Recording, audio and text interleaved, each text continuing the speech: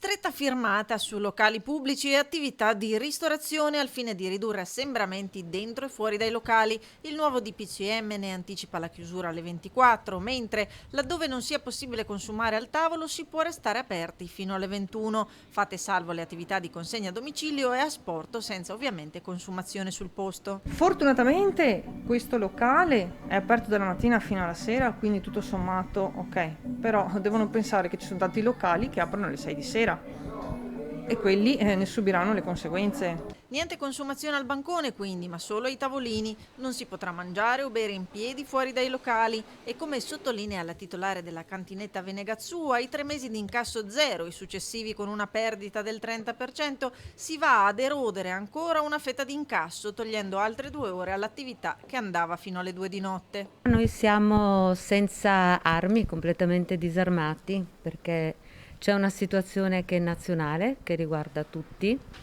e giustamente ognuno cerca di fare la sua parte, ma i conti a fine mese vanno saldati. Ma la mia domanda, che probabilmente è una mia limitazione mentale, mi rimetto, è se il Covid intacca e quindi il problema sia dato da questo dopo la mezzanotte oppure da un orario in poi. C'è anche chi ironizza, pur accettando suo malgrado le nuove restrizioni. Penalizzano in parte, anzi penalizzano fortemente il nostro lavoro, perché il fine settimana è il dopo cena, penso quello che è utile per il lavoro. Voi di solito restavate aperti fino a che ora? 1:30, 2 era il nostro orario. È che poi non sappiamo cosa fare dopo mezzanotte, il problema è quello. Quindi dici, il problema si riverserà sulle piazze. Sì, nel senso che non è detto che a mezzanotte la città si svuoti matematicamente.